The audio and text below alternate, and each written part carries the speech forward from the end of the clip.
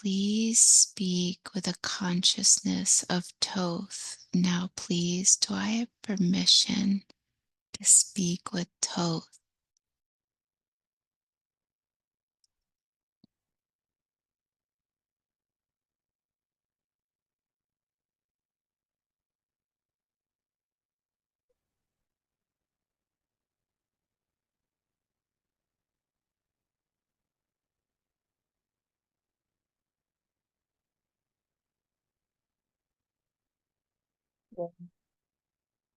I'm really curious about the cult of Ammoon. I'm just wondering if it correlates with Lemuria, if Lemuria was called Ammoon, and if this knowledge that comes from Lemuria is stored within the cult of Ammoon, or if this is just not related.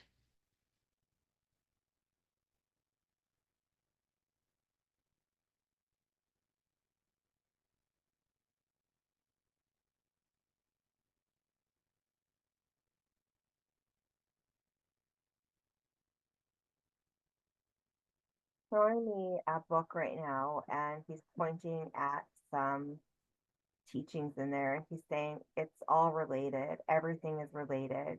He says, Amun, he says there is a direct symbolism there. It's not um it's not a coincidence that Amun sounds like a moon, and the moon itself that shone down on Lemuria, that shone down since the day of time, brings everything together and nothing is separate. But he says the information you're seeking to directly correlate Amun with Lemuria, there's not as deep of a tie as you may have been led to believe. Oh, okay. Tell me more then about um um well, like what where okay, so what is that teaching of Amun then? Could you clarify it for me?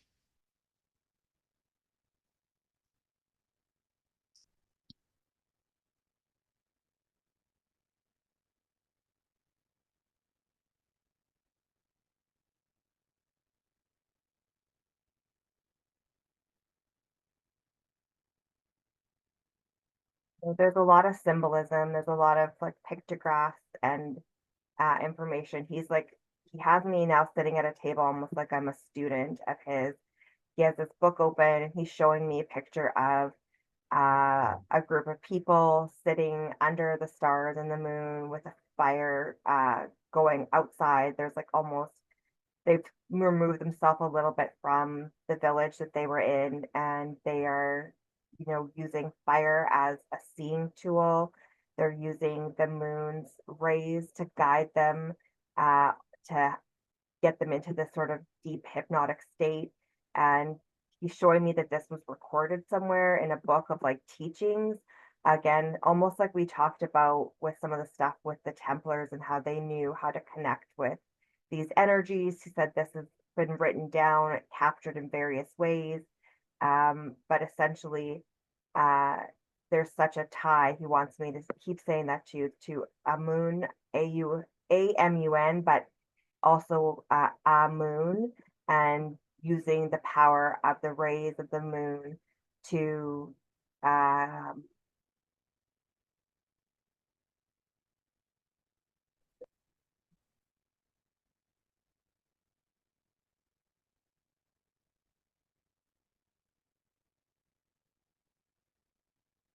yeah, he's saying there's something incredibly powerful about using fire, being out in nature, so you have the grounded element and you're being underneath the moon's rays.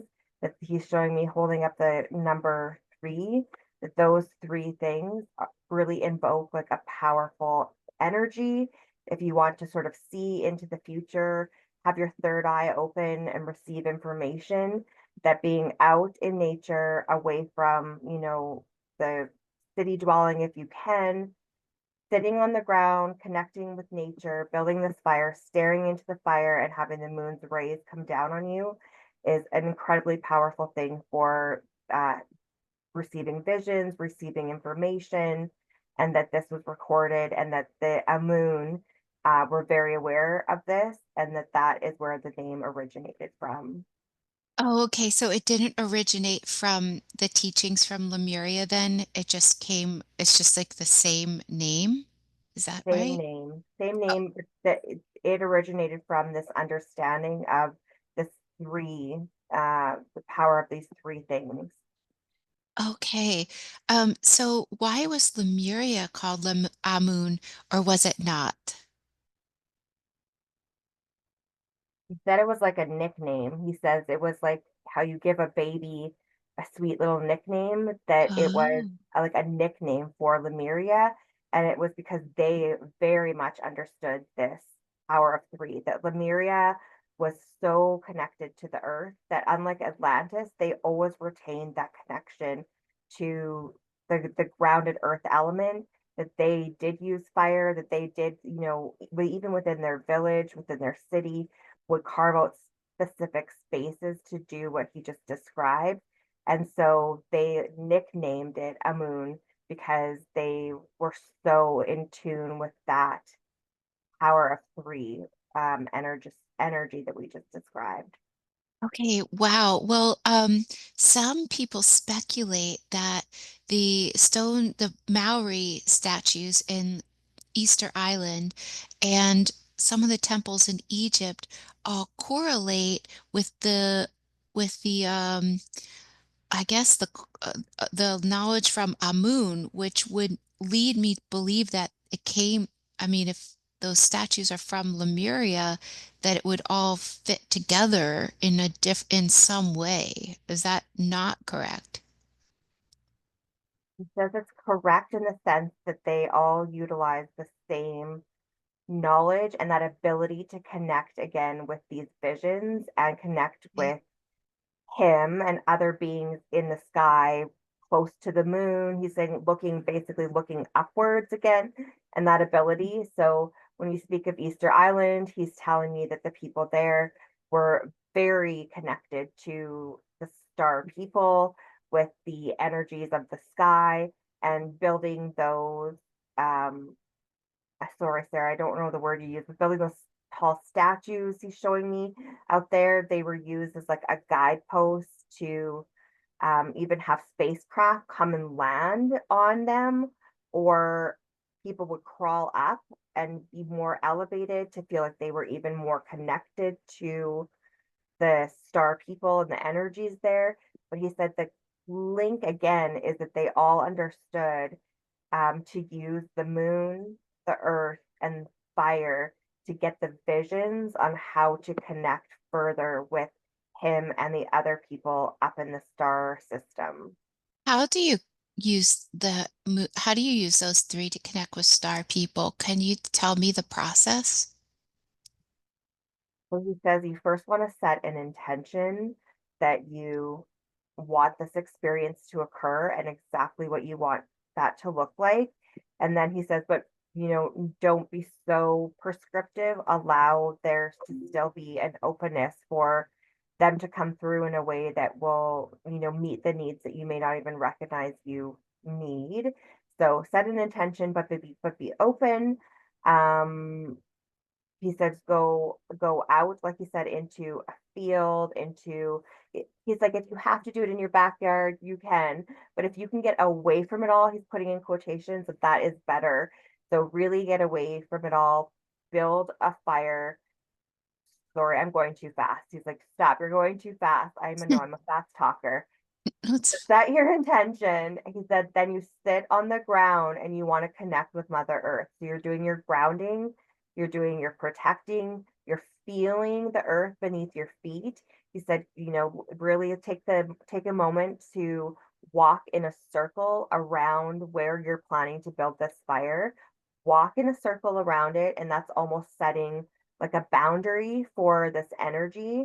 You want to then set yourself within that circle that you just walked around. Build your fire again with an intention that it's going to help you see visions, to have your mind's eye open. He says when you stare at a fire with your two eyes, it's actually also opening up your third eye. So really, again, asking and invoking that, and then looking upwards. He's showing me sitting cross-legged on the ground or with your knees up so your feet are planted. He says either are fine. Hands open and looking upwards, again, setting that intention for the energies to come through. And then build your fire and essentially just stare into it. He's like, this is a practice that goes back so many years where you can see visions just by staring in the fire. And again, he says it's activating your third eye. So you've done that. And then he said the last thing that's really important is to release any fear. He says people sometimes, do these rituals, but have a sense of fear around them because it's new or it's a bit of that unknown. And that when there's fear in this environment, that makes it a lot more difficult to connect with visions and the individuals up in the star systems. They don't connect well to fear. So you have to try to release that and just be open and grounded. And that comes from doing that protection before you even get started. And then essentially just stare and be, quiet your mind and let come through what will come through. And he says it's important to take a break at times from looking at the fire and look upwards, because you can even sometimes communicate with star people by seeing them. He's like, if you can release that fear and look up to the sky, sometimes they'll even show themselves to you. So you might see like UFOs, you might see shooting stars, which are just an energy, he says, very much of the star people wanting to like connect with you. So looking at the fire and then looking upwards to get messages and affirmations, essentially. Oh, wow, that's really interesting. Does it depend on what phase the moon is? Like, do you only use a full moon or can you do any time? Yes, I just gotta take a sip of water here. Oh, sure.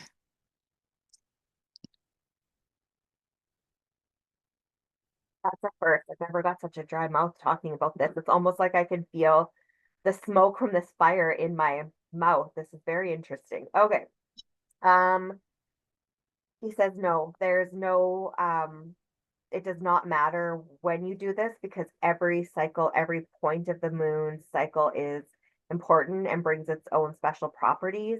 So you could do it every night, he says, and you would have a different experience based on the cycle of the moon. He's like, obviously there are very well known things that come with full moons or new moons. And so you can harness those powers, obviously, when you do it on those specific dates, but there is no need to wait for those moments because every cycle of the moon brings special properties.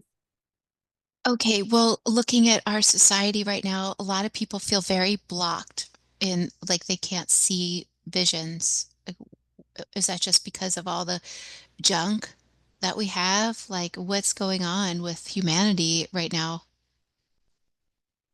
So he's saying that it's a trifecta essentially. So showing me that number three again. He's saying it has a lot to do with the food that we're eating, with the social media that we're ingesting, and the lack of connection to one another. He's like, those three things have almost slammed your third eyes shut. So you're sort of bogged down by the toxins in the food that you're drinking or the food that you're eating and fluids that you're drinking. He says the social media, even TV, he's saying it's not just social media, it's like the Netflix, those streaming services. He's like, it takes you away from delving into your connection with yourself and then not having those social circles that he said he's showing me again these fires. Back in the day it was really a community led thing, so I'm seeing like he's showing me Lemuria right now, and groups would go out and they would go out into a field, and he said it was amazing because there'd be all these different fires, so it wasn't just one fire, it was a group of people that were really close together or had a specific unity and a shared sense of purpose related to something at that time, they would go and build their fire. And then someone else over here in this field would build a fire with their social network. Or someone who just was like feeling very introspective would go and build his own personal fire, but would still be around other individuals doing the same thing and be able to feel that connection to that shared purpose. And he's like, you are really missing that in your society right now. And he is literally lighting up my heart and making me glow when he makes me think of the workshop that you invited me to in Florida, because he's like, you are bringing back that shared connection, that sense of unity and a shared purpose and a social bond. He's like, he says, Sarah told you when you went that you would make friendships. And he's like, isn't that true? Because you came in a shared purpose in a safe environment. And that is true, Sarah. I have like felt such love from that workshop. And he's like, and what else did you do? Put your devices down. You weren't, streaming things. He said after the workshop was over, a lot of people went out and had shared a meal together, or they had some time for quiet reflection. So those three things that are really affecting you, most of them were really dialed down, and you were able to open your third eye and connect because you were able to focus on those really important factors: the social connection, the removal of the social media, etc. And then he said there were a lot of healthy options. You directed people to go to the cafe where there was healthier versions of food than they might have normally. So he's praising you for that and saying that that is what the world needs more of. Oh, thank you so much for that. I love doing the workshops. I have a question. So the people in that you see in Egypt of Amun, or I guess it's the cult of Amun, then um, what could you say about this group? And are their teachings beneficial or are they too outdated? I'm just curious, like because they did have that knowledge about the moon. So could you tell me more about that group? Yes, so first he says that, as we already mentioned, that Lemuria had sort of had the nickname of a moon. But when you go to Egypt and you talk about a moon there, that really was that the name it was like a moon is who they were. It wasn't a nickname. That was that's that sect. So he wants to make that clear. And he says teachings are never outdated because they, as you know, time is not linear. Everything is functions in a circle. He said what is relevant then is relevant now because time is occurring in this essentially the same path. So nothing is separate. It is still relevant. He said it's definitely important to tap into that. He's showing me that these individuals of Amun in Egypt were very tall people. They were a little bit more solemn. So he said they had an understanding of, again, the principles and connecting with the moon, but they didn't do it as joyfully as you would have seen in Lemuria, that they were very much more solemn in their practice and just carried that energy forth with them. And it's showing that that is a great thing, that it doesn't matter who you are, the energy that you carry, that again, connecting in that way is valuable despite personalities. And that they took it in a way that was almost more scholarly. So when we look again at capturing um, pictographs, writing on things in Egypt, valuable books that were retained, that was the information that they were seeking. They really wanted to capture it in more of a scholarly fashion and preserve this information that they were receiving for future generations. Okay, wow. Okay. Um, were there some survivors from Lemuria that ended up in Egypt or no? Getting a no to that. He says again that there were survivors from Atlantis, but I'm not getting a sense that Lemurian people, unfortunately, I'm not seeing that they made it there. No. Okay. All right. Thank you for that. Okay, so um so then there's so much like ancient teaching that's kind of like making a comeback? What is the most important teaching? I mean, aside from using the sun, using the moon, um, and things like that. He's kind of laughing. He said on the session, he says, by the way, we listen to everything that you two are doing. He said, we are always with you two and we love watching what you're doing. So they there was more than just him were listening in on our session that we did for the group the other day. And he said that people kept wanting new information, like tell me something different that's not related to diet. Tell me something. And he's like, but why would we tell you something different when that is so important? So he's kind of laughing. He's like, there is more information. We can expand beyond the sun and the moon, but just know that sometimes we give you those information over and over because that really is the most powerful. But we can add to that. So what would be the most beneficial for humans right now? He says is essentially what we just described. He's like, people have become so uncomfortable with the idea of sitting with themselves that, because we're around so much that keeps you stimulated, that sitting in quiet and solitude is extremely uncomfortable, but that's where the most growth and the messages come through. So he says a really great way to start sort of removing yourself from that constant stimulation and connecting more with yourself would be to try to do something in more of a social setting. And he's like, I'm not saying go to a party. Like, I'm not asking an introvert to go, throw themselves into a bar type setting and that energy. No.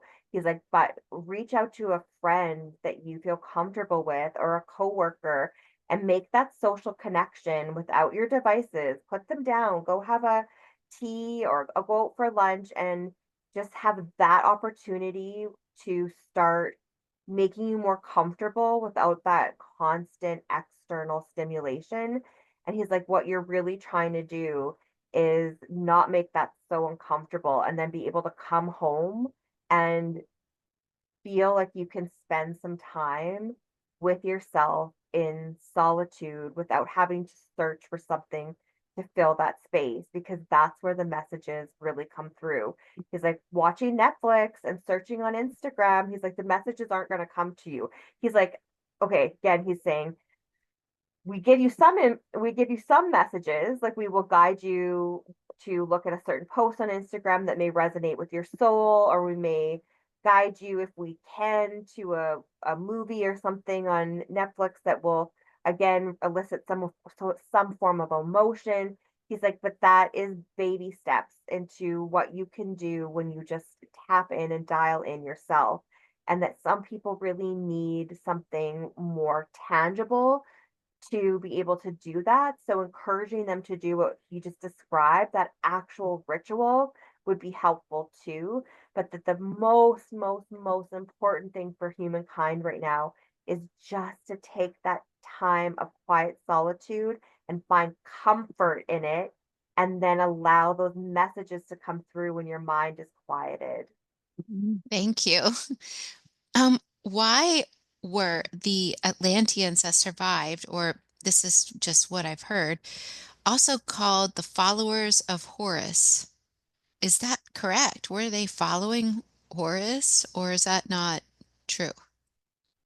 Just sipping water again, just 1 minute here. Yeah, it's fine.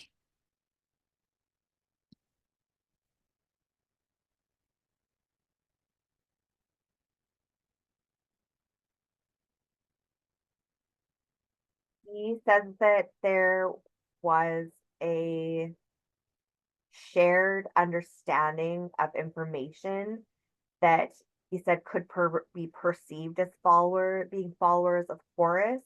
Um, he said it's more followers of the shared information. So Horus had very similar beliefs to what the Atlanteans would have come with. And so he said it was more of that. It was more shared belief system. And Oh, so you could say followers of Horus because of that. But he said they really were their own people. They came with their own belief systems, but they overlapped and they had a shared purpose. So he said, I think that's where you may have heard that connection. What was their purpose? Just to hide the information in the temples and stuff like that?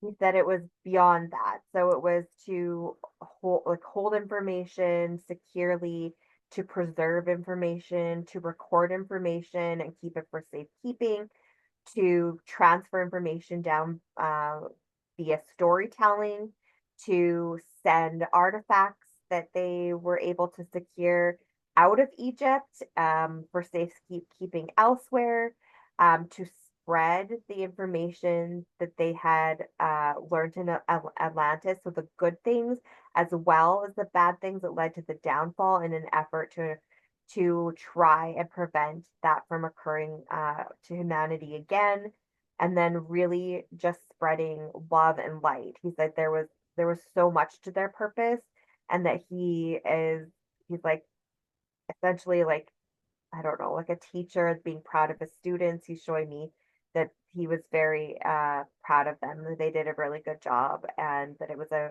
very large task that he asked them to be part of, but they were so passionate about it. And again, that had a connection to their children, which we've talked to in the past. He said there really is um no there's there's no length that a parent won't go to protect their children or to preserve their legacy or memory, and that he knew that when he approached them in Atlantis, and that it really turned out to be true.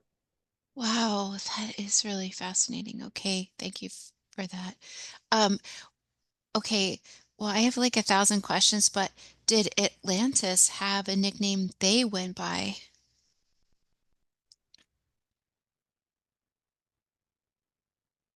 So he's saying she's second guessing this because her name is Crystal, but they were also known as the Crystal City. And he said that had to do a lot with the crystals that they used. He said they were everywhere. Quartz, rose quartz, crystals were everywhere. He's like in immense amounts that you wouldn't even believe. Like there were benches carved out of selenite. There were huge towers, like almost like mountains that had been um, chipped away. It was all crystal. So the nickname for them was the Crystal City. Thank you for that. Why are the pyramids aligned with different star systems?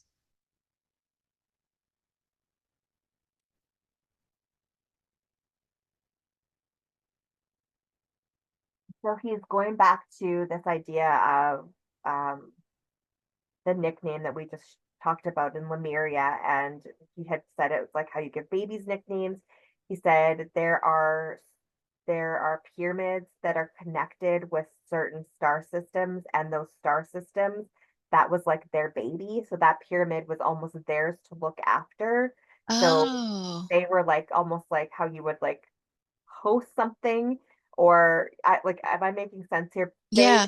Okay, so that's why. So they're aligned with certain star systems because that star system basically is like their host, and that pyramid is like their baby, and they were able to focus on that and do what they could to um yeah, put certain information in there, align energies, etc. So that each pyramid almost has like a host star system um MIDI.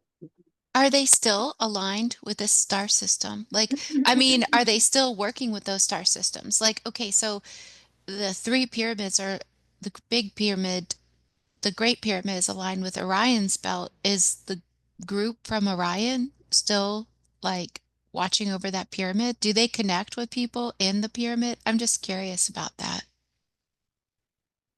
So he's saying that over time, some of the star systems or original supporters of the pyramids that were built have unfortunately they have died off for various reasons. He's saying not all of them, but some.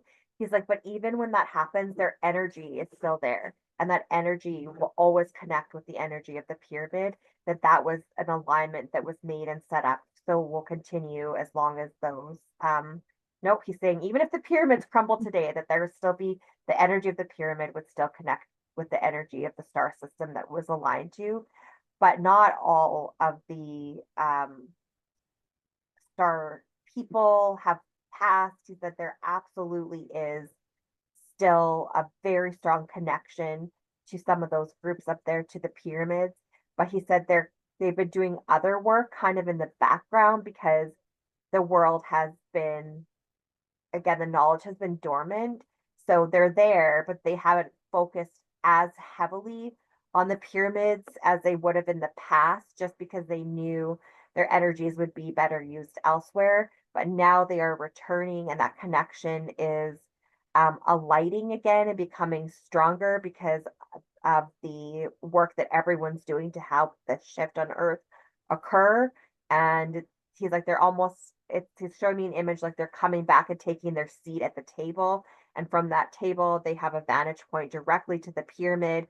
And they're all excited because, like, that they're showing me this committee of people that went out and started doing other things to help the planet and help the universe, but they're all coming back and assembling at this table again because it's time, he's showing me now, to focus energies there, alight the energies that they would have helped imbue or embed in the pyramids when they were built.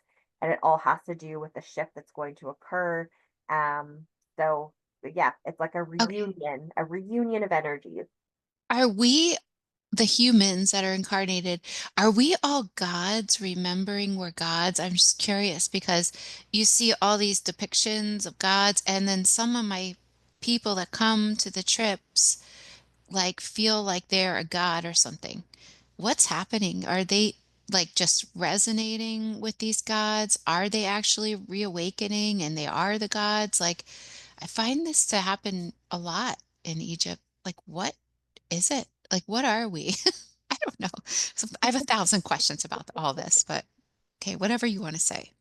Well, first of all, he wants you to know that we are all children of God. So we all have that piece of God in us, just like your children, Sarah, have your blood coursing through them. He's like, we all originate from source and therefore are a piece of source. So in a sense, we are all gods because we are children of God. But when you speak of Egypt and you speak of people connecting to previous gods, are you speaking of like gods in Egypt? ISIS, like Yes, ISIS. I right. mean, there's people that just they're like, I am ISIS, and it and or even you, Toth. Like, there's people that feel like they are. What is happening? So he says they're connecting with that energy, which is true. And so when you align with that energy, he's like, we are sharing in that moment, that space, that vibration, that alignment.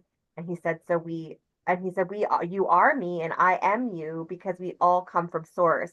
And so again, our DNA, he's putting that in quotations, is the same. It's so similar. And so again, when you're there and you're aligning with an energy that very much would align with Isis, with Thoth, etc. He said, "You are me, and I am you in that moment." So what they're doing, what's happening, is that they're feeling that energy alignment, and they're connecting to that.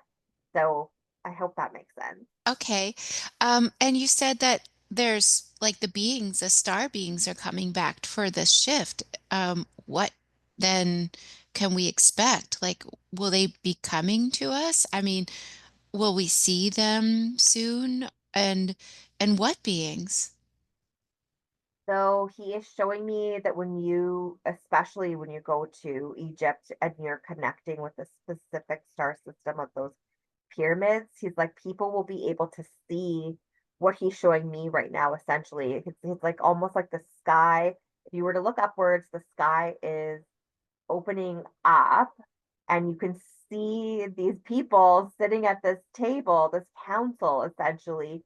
He's like, people will see those visions in their mind's eye, and speaking again of I am this, I am that. People will feel very connected to their energies. There will be messages that come through. He's like, you'll see. them more in your mind's eye, then you'll actually see them coming down and walking on the earth. And that there is a reason for that. Again, that they want people to start making those connections that way, to trust in their visions, to again, like take that moment to quiet themselves and allow that information to come through, that that is all to do with the awakening, because that is how you shift into the 5D, is by opening your third eye, by being more connected, by being grounded, by trusting your intuition and visions. So he's like, that is how you're going to see them, more than them coming down and like waving their hands like, hey, I'm here, I'm an alien, and like, look at me. He's like, that is not something that people would trust necessarily either. They would question that. He's like, there's still a lot of um like people would want to almost put those individuals on trial and be like, are you for real? He's like, and that's the exact opposite of what we want to have happen. We want people to be able to trust in what they're seeing. And Well, are they are they trustworthy? I mean, I've heard the Orion group is not trustworthy. I mean, if we like see a extraterrestrial, how do we know? he says you have to trust again your intuition. And he said, you're right, not everyone comes with the highest intent, but there are uh, tons of groups up in the sky, sorry, that are really pushing out those individuals and trying to only, like, he's showing me like a sieve, like a flower sieve, and only letting the good stuff, good people through to connect with Earth at this time. So he's like, you are encouraged to trust your intuition, but also know that there are people in the sky system who are also pushing back those people and those energies to try and only let the good come forth. Okay, is that like the Galactic Federation or no? That there's many councils up there, and the beautiful thing is that these councils are working together at this time. And he said the Okay. Galactic Federation is part of that, but essentially everyone, not everyone, but he said a large portion of the star people are aligned and really wanting to see the shift occur, and doing what they can as well. Okay, when people in the ancient times describe some of their practices, it sounds so similar to a lot of extraterrestrial practices. Like, and so people remember that a lot of these advanced ancient societies started basically with extraterrestrial like technology.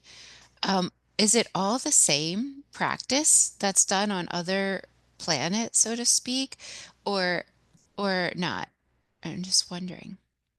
So he says the beautiful and amazing thing about Earth is that we have so many practices from different planets, but other planets likely only have a few or one, or, very there. It's just not to the level that we have, because so many beings from other planets wanted to come to Earth. There's so many resources here. There's just so much energy and that takes form in a different form than on their planets. There is just such a, it's like a beacon. Earth is like a beacon. So a lot of people from different planets came here and shared what they had from their planets. But if you were to go to their planets, he said, the wealth of information that's on Earth would not exist there. So we've just been able to attract a lot of different beings who were willing to share and wanted to share for the evolution of Earth. And so we have such a conglomeration here that you would never see on another planet. Oh my gosh. Okay, cool. Why are there giants depicted on walls in Egypt? Were there giants? Because a lot of the temples look humongous with the steps that are like made for like a giant, or is that just made that way? He's saying there were giants. There were giants there in Egypt and during the building of the pyramids, and that they were a visual representation of the task that was being undertaken to create these. So a lot of the pyramids, as we said, were built using energy in the mind's eye. Um, but the giants were like a depiction of that work in physical form. So they could do heavy lifting. They could move boulders, so easily because they had a lot of physical strength. And they did do some of that, but essentially they were almost like a focus point, like a visualization, I guess, of what the strength was that was needed to build these in using people's mind's eye. And they were very revered. So the giant population wasn't huge, it was small. And they were very, very revered and almost treated as like subsets of God. Um, and Well, so when these we're pyramids were sorry, go ahead. when these pyramids were built, these giant steps were done as a tribute essentially to the giants. Were they human or where did the giants come from? Were they like a thought form that manifested? How would you describe what they were? So they were created in the mind's eye of an individual or individuals that were essentially playing with how to populate the earth. He says it's no different than like the dinosaurs or the woolly mammoth or humans. He said what happens is someone on the other side wants to take the opportunity to be creative and bring something forth that they make in their mind's eye or with the energy of someone else. And so they created the giants, and it was done in the same way as he said almost all creatures were made that populate the earth. Oh, so interesting. Like, could you tell me more about this individual that made them? He's actually showing me that it was a spark of an idea between two people on the other side. And it looks like they gathered a small group, about four people, to use their thought forms, their mind's eye to create uh, giants. And they did that again, with purpose for somewhat to see if they could do that because on the other side you're always growing and learning and to see if they had the enough power behind their thought systems to create this being. So it was that, but then they also wanted to bring some strength forward to Earth that could be helpful in evolving mankind, humankind. So there's some duality there, but essentially it was a group of four individuals on the other side who put their energy together and their thought processes and uh, third eyes to create the giant race. Wow, okay, that's really interesting. Um, okay. Um, okay, like 1,000 questions. Well, going back to you said you could tell us more practices. Could you just well, okay, wait, one question first. Who were these the pre-flood builder gods who were in Egypt and Peru? Like, Are we speaking of the giants? yes. Were there builder gods? Because they're depicted on a wall, or were those just what you were talking about? He says the builder gods were the extraterrestrials that came to share information with the population on how to build the pyramids. And he said the real gods were the individuals who used their mind's eyes and energies to create them, but oftentimes they would depict what they saw as far as the star person that came down to provide that information to them. Um, so the giants, he said, are somewhat separate from that. But again, he wants to make it clear. And I think you and I both know this, Sarah. He's like, we are all gods. You are all gods. We are all part of God. Yes, we know. Okay. Thank you, Toth. Thank you so much. Okay. I appreciate this. Okay. All right. Um, all right. Well, I have two questions. The temples that are dedicated to Amun then, they're dedicated to Amun the god. Is that different than? like what is that? Why are they dedicated to Ammoon? Who is that Ammoon? Is that a different Ammoon? Sorry.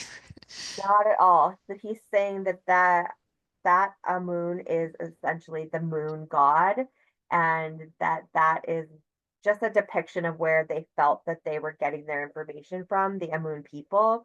Again, it was coming from the moon's energy. And so they created essentially a moon god, and it was really, he said it's more of a energy that they were sort of praising or depicting or uh, honoring. And so essentially created a moon, again, Amoon, a moon god. The Ammoon people created a moon god. Okay. Thank you. Um, all right. Well, some people worry about the moon, like they think it's been hijacked or taken over or used for bad purposes to point negative frequencies. Right. What? So there are various civilizations that are living on the moon. And he says it's just like Earth, where not every individual here is of the highest of 10 and purest energies. There are subsets of groups on the moon that are not coming um, forth with energies that align with the shift that they're trying to see occur here. But again, there are several groups that are on the moon that are, and so just know that that happens everywhere on moon, on Mars, on Earth. And he said that there's a reason for that, that there's a duality. And just like you and Crystal talked about at the start of your session before you would even went under hypnosis, that nothing comes easy, that there always has to be this push and pull. And part of that is to make people realize what they really, really want. And when you are given something easily, you don't have that same reverence for the gift or for the process. And so when you have to fight for something or have that push and pull, that it entrenches your beliefs into what you really want. It makes them stronger and it makes the desire amplified. And so that's part of what's happening there. Okay, thank you so much. Okay, what about the law of one? There's this group of people called Ra, the law of one. Um, and there's a book about that, but it seems like the law of one it was actually teaching in Egypt. Like what could, and was that practiced in Atlantis as well, or the law of one, or what is it that we need to know about the law of one, and are they still influencing? um, our society today? Sorry, that's like a million questions, but could you just tell me about the law of one? He says it's you can ask a million questions because the answer is very simple and that it's been, convoluted or made more perhaps difficult to understand, but he said the law of one, that concept is something that's been around since the dawn of time. And essentially, it is again that we are all one. And so he says the law of one and groups that harness that information. He said sometimes it gets muddled, but essentially the law of one is that we are all one, that we all come from source, that we are all children of the same being, that we are all brothers and sisters, that we are all connected, that we are not disassociated or separate from one another. That, someone that lives in Egypt and someone that lives in Canada, where Crystal is, you are connected, you are all one. And so to shift and to make this leap into the dimension state, you have to recognize that you're not separate from one another. That when you treat someone poorly, you're treating yourself poorly. And those are the kind of concepts that he says will help grow. Spreading kindness, spreading love. When you do that, when you spread that, you're also spreading that to yourself. And Well, that law of that's the general concept. okay, well, Well, I have 1,000 questions on that. Okay, but for a lot of people these days, one of the hard, okay, I'm speaking for myself personally. One of the hardest things for me personally is other people suffering. I don't care so much about my own suffering, it's other people suffering. Well, what about other people like me? You know, that, what do we do about that? He says you need to be careful with that because not everyone's suffering is um okay, there's a few things happening here. So there are almost like hologram type people he's showing me, situations on Earth that are playing out that aren't even people that are really incarnated like you and I are, Sarah, but they're playing out pieces of the theater because he's like, this really is kind of like a play that you're all in, um, to evoke certain emotions, to elicit certain actions, but they're not every person suffering is actually someone incarnated. So just he said, be careful how much you absorb and digest because it, he's like, not all of it is even real, that it's there Mm. for some sort of purpose, but he says he also wants to be careful because there are people that suffer. He's like, again, you and Crystal have these little sessions before the session where you talk about what's going on in your lives. And, everyone is dealing with something, but it is important to, again, be more of an observer, and a support to people without taking on their emotions. And he said that is like a really challenging thing right now, again, because of the onslaught of social media, of the images that you would see on the news, things that you would read in a newspaper.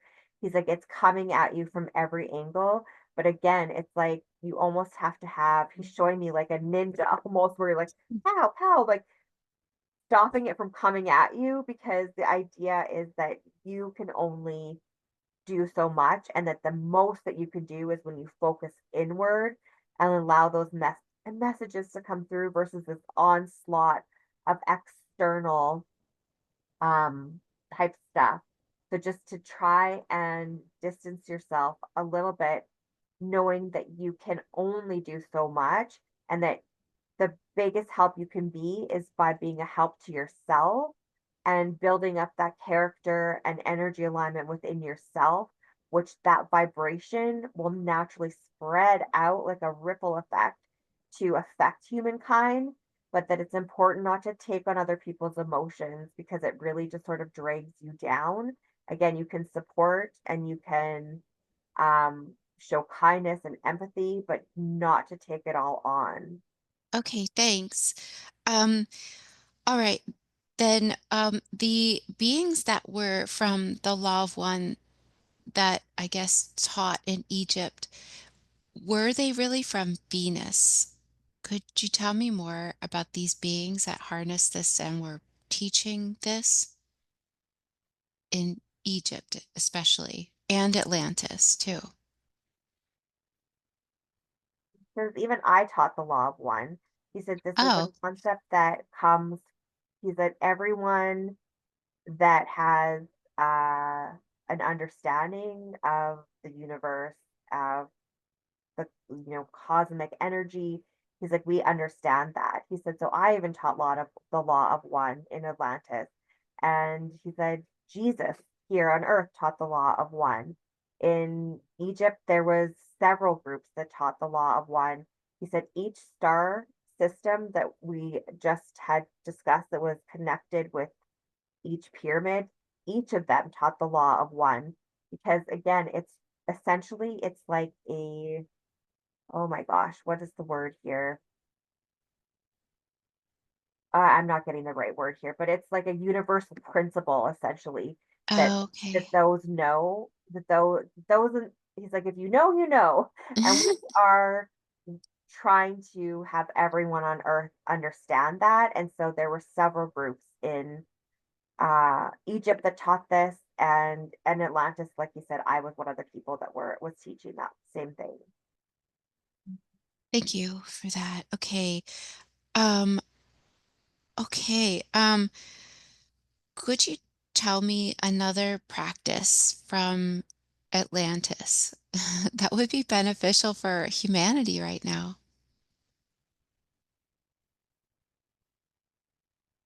So again, going back to the fact that it was a crystal city, he says utilizing crystals would be really beneficial, but not in the way that a lot of people are currently doing it. So he says people are going into gem shops and just buying like a ton of random crystals. He's like, I see people with, bracelets from their wrists all the way up to their elbow. He's like being a little bit jokey here.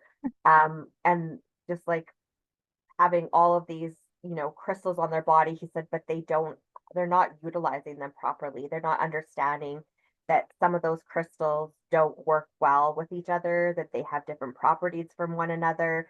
And so he said, tapping into the principles of crystals and understanding their specific energies would be helpful. He's like, and then also understanding that your energies resonate with the crystals. So he's like, when you go in to choose a crystal, he's like, don't just pick something out of the box like willy nilly. He said, look at them and feel what resonates with you because your energy is going to be activating something in that crystal. Your energies are connecting and aligning, and not your energy is not necessarily going to connect with every single crystal there. So be discerning, pick what works for you. He said, even pendulums, if you go into a crystal shop, they'll have pendulums with like a crystal hanging at the bottom of it. He said if you put your hand underneath the pendulums, not all of them are going to move. They're not all going to align with your energy, but there will be ones that do. And that one is saying, like, hey, I see you, our energies are meeting, choose me.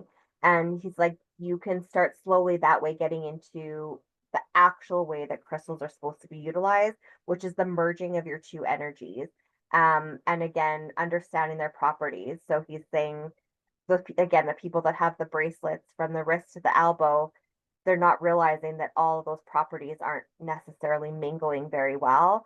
And so being intentional about what you choose for the day, again, if you have a bunch of bracelets with crystals on them, opening up the drawer in the morning and feeling what speaks to you and seeing if that energy of another bracelet would also align with that.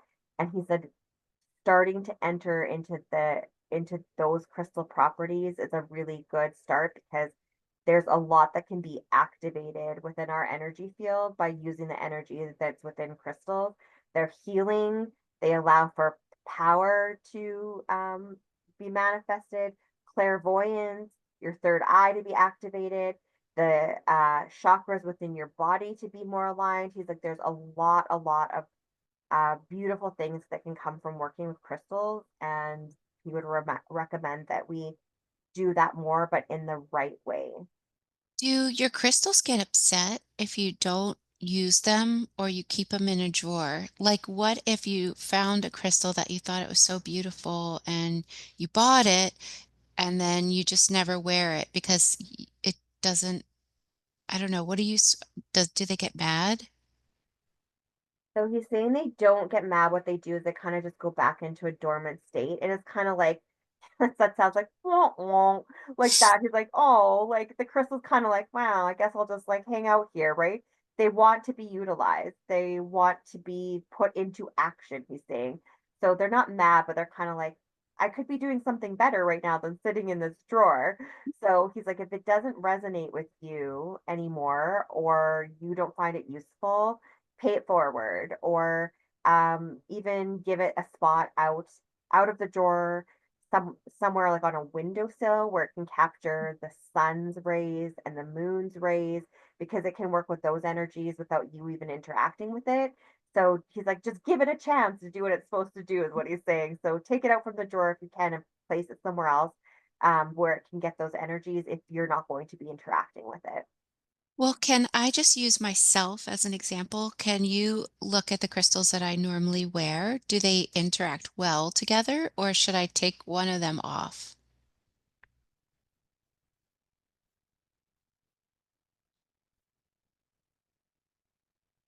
He's saying that they don't all interact well with each other. So again, what is it that you're trying to harness that day as far as intention, manifestation.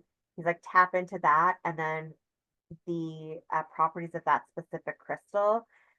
He's showing me something with like a red and a green. Do you have red and green crystals? Yeah. Yeah, okay. He's saying that they don't always want to be together. And Oh, that's that some, funny. yeah, some, again, put one in the sun one day and maybe just wear the one, but they're showing me that, yeah, they're not always vibrating really well together. Okay. Thank you for that. Okay, that's really good to know. For people that um like want to figure out this out, like do they like so would I just ask my crystals like, "Hey, I'm wearing the green one. Are you cool with me wearing you too?" kind of thing? He he says it's a learning. He said, so whatever crystal you have, he said you should look up the properties of that specific crystal and what it is intended for. And then again, just holding it in your hand. So in the morning before you put it on, um, putting it in the palm of your hand and getting a sense of the vibration. And he said if you want to wear both of them, put one in one palm and one in the other palm and bring your hands close together. So right now I have the bases of my palms sort of touching each other, and I could show you this after the session's done here. Okay. And hold it together and feel if there's a good vibration happening between them. They'll tell you, he says, if they can be worn together that day. Thank you. That's so interesting. Okay, wow. All right. Um, thank you. Okay, are there any other practices that you would like to share that are oh wait, can I actually ask a different question first? Um, Mm. one of my other subjects said that humans have their own tone, and it's my theory, I guess. And well, I've heard it a couple times, but I just want to test that you go into one of these resonance chambers in the pyramids and you kind of like hum or chant your own tone. You just tone because it'll be from you. And then you intend all the other stuff that doesn't resonate with this tone to leave your body, and then you could heal yourself. Is this correct or not correct? The parts of that are correct. He said you do all have your own tone. You all resonate within your own vibrational sphere. He says you can feel that. He's like, Sarah, Crystal, you guys can walk in a room and you can feel other people's energy slash tone. So when you go into a space, it doesn't have to be the pyramid. You can just release essentially attachments and other tones that may have sort of stuck to you. It's like cord cutting or clearing. And he says you just want to release, again, sort of energies or vibrations that aren't in alignment with yours. There's lots to be learned from connecting with other tones, with other energies. But essentially, he's bringing back what seems to be the message of our session here is that you really want to be aligning with your own internal self, with your own internal energy and vibration. So it's just clearing yourself of that other muck that he said not necessarily is even weighing you down. Some is, but some will have actually some other people's vibrations or tones um, increase your tone and your vibration, help you spin it at a higher frequency because you connect so well together that it amplifies your experience. He's like, so you don't want to clear yourself of those. Those are beautiful things. But essentially, yes, you have your own tone that can even be influenced by these other energies. So it's just clearing and getting back to your base tone, keeping what serves you and releasing what doesn't. Okay. Well then, could you then use like a tuning fork and go over your body and release what isn't in harmony? Or like, because were tuning forks or a type of device like that used in Atlantean times in ancient Egypt, or no? Bet, he says. They've been around for so long. So he says you can use tuning forks, singing bowls, tinkshas. He said all of those What was the last one? Tink? tinkshas. He's showing me they're two, um, they look like metal. You sort of tink them together. Oh, okay. Okay. Um, any of those that produce the sound frequency is very healing in doing a bit of a reset of your vibration, releasing things that don't serve you. He says, and again, it attracts the beautiful energy to your specific vibration that does align with that. So, yes, like sound therapy, he would call it sound bathing. He's like, those are really great things to, again, attune your own vibration back to what it should be. But if you were to go into the pyramids or one of these resonance chambers, could you use your own voice to heal yourself in them? Yeah. And he says you can do that now. So, again, in the session that we just did, we did an alignment at the end. He's like, that was your subject's voice. That was her tone, but coming through was energy that would serve all of you. So he says, go into that chamber, use your own tone, and know that your tone is enough to heal you because again you are source, you are God, and again because we're all connected, know that sort of that law of one, that whatever needs to come through you and your tone to heal you will do so. Oh, okay. I love that. Thank you. Okay. Could you tell me one more practice from Atlantis that would be beneficial? So he's telling me reverence is important, so being essentially grateful, showing gratitude, and he's showing me those um I guess like what would we call them? Headbands, tiaras again, where Uh-huh. we had hit on the other day with like the sun and the moon cycles. He's like, what that really was showing a reverence to those energies. And he said people don't understand the power of gratitude, that just, saying thank you for something or expressing reverence to something, it completely can change the energy within your body. And when you talk about healing and sort of resetting vibration, that gratitude and reverence have the ability to do that too. So he says again, when you and Crystal were having your conversation this morning and you were thanking one another for being in each other's lives, that alone started to shift the energy within your body to be more in a harmonious alignment. And that those types of things, being thankful, grateful, showing reverence for the earth, for the moon, for the sun, for the stars, for the loved ones in your life, for the beautiful things that exist, that is something that is really, really powerful, but not utilized to the extent that it could be because it's such a simple practice. People think that, oh, is it really going to do much? But he says it's one of the most powerful, powerful things. Okay. In in Egypt, in the hieroglyphs, there's always reverence and like they would give offerings to the gods. Could you tell me about that? Is that related or is that just like they would just, is that just what they would actually, I mean, they look like they actually did. They had offerings and stuff like that. So he says that the offerings are really interesting. He's like, because you're, again, because you are a piece of God, he's like, you're offering something to yourself. He's like, he puts out a question mark. He says, what you have to do is offer yourself. That really is the better thing. So offer something that comes with your energy. So if you, for example, we heard from Christy about her fairy garden and how she takes honey out there, etc.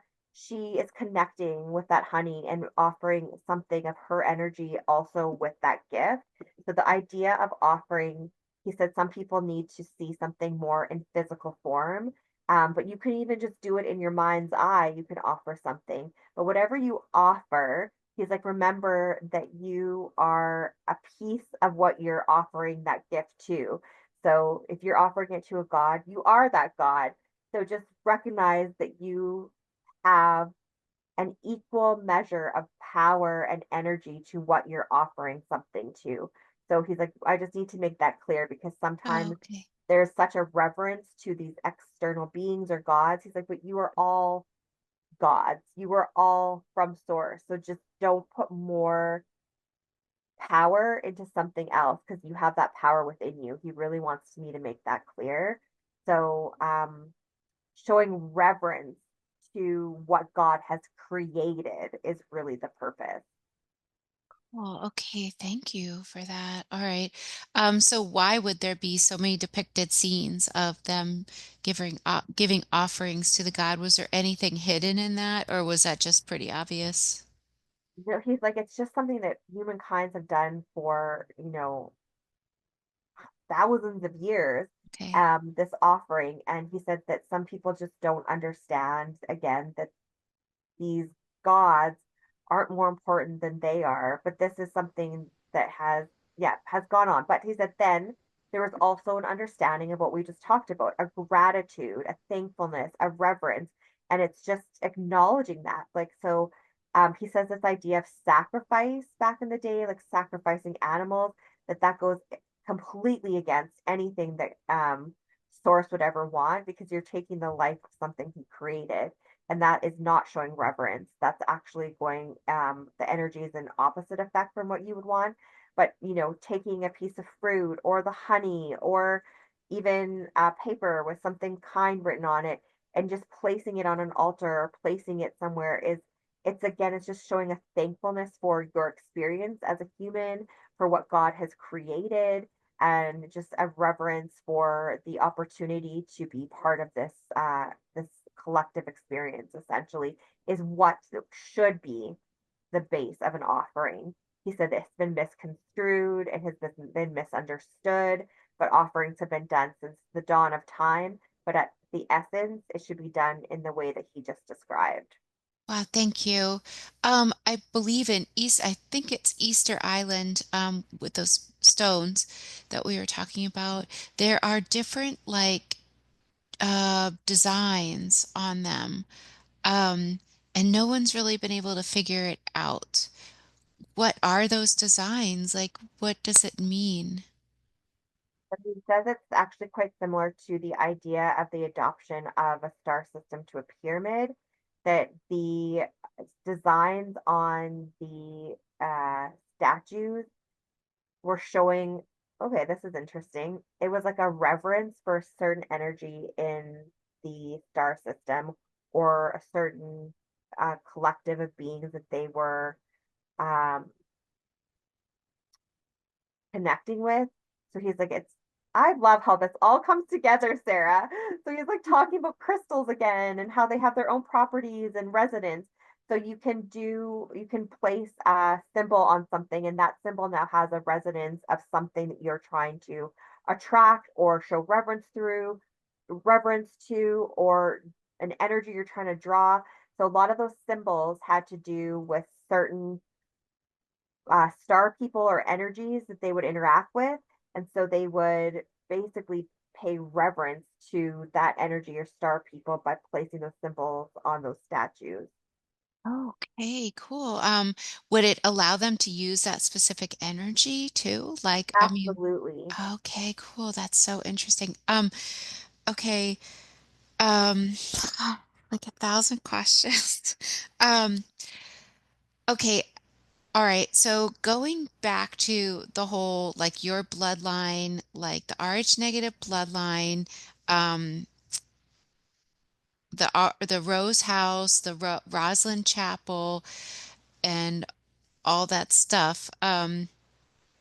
Now, like we're all being activated, that bloodline's being activated. What can we expect now from that everybody's being activated? So he's telling me again, it goes back to the power of one. So he's saying there are all these different bloodlines, but essentially when everyone alights, again, he's just showing me the bloodlines are like activating and they're becoming full of light and energy.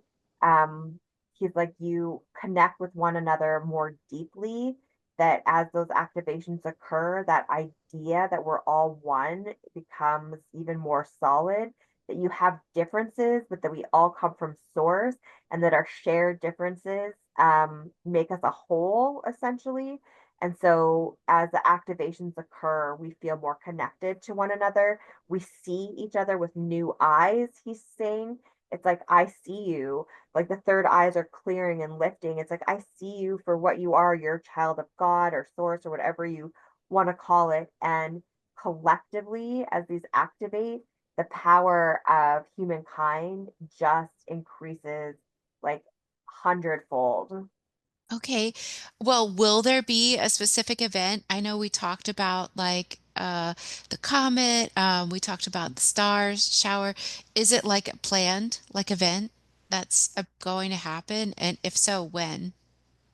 So he says this is not going to occur at the same time for everyone, and that's based on your soul's path. So there will be events and nudges that we've already discussed in previous Yeah. sessions that, you know, allow for these activations to start occurring.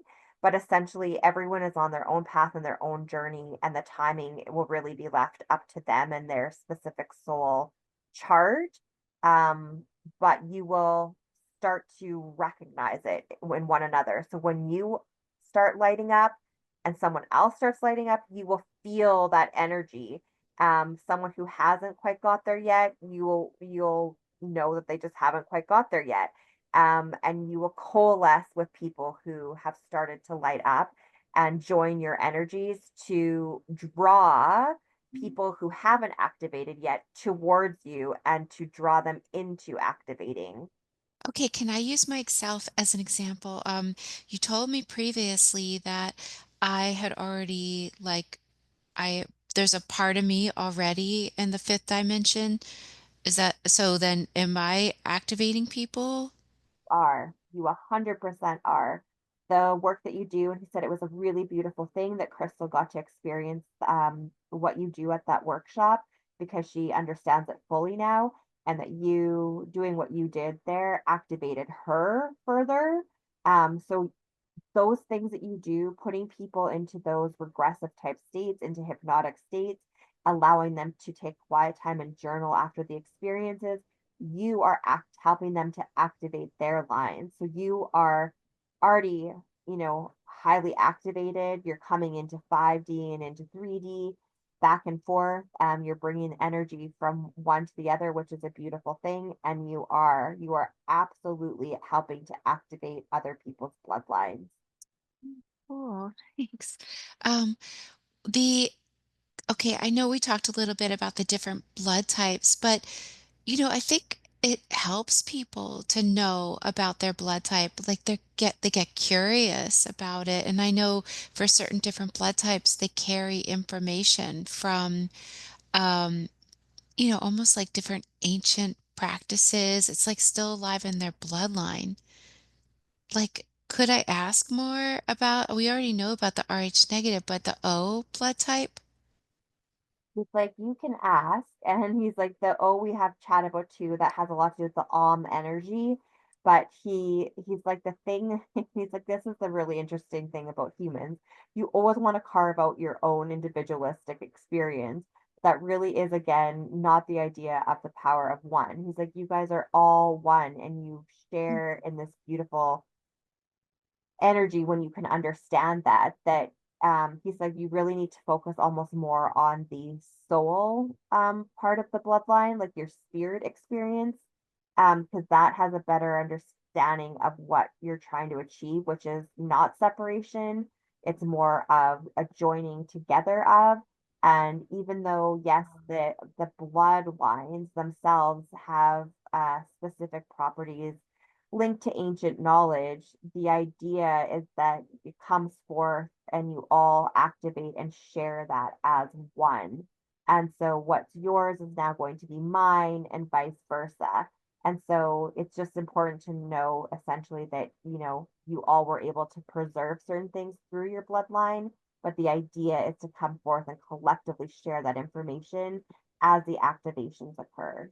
Okay, and then I just was curious. It seems like a lot of people that have lived in Atlantis or Lemuria are back again now, almost like they're waking up to this knowledge. Like, is there anything else about that that's important to understand? Yes, one other aspect of that is that, their civilizations were wiped out.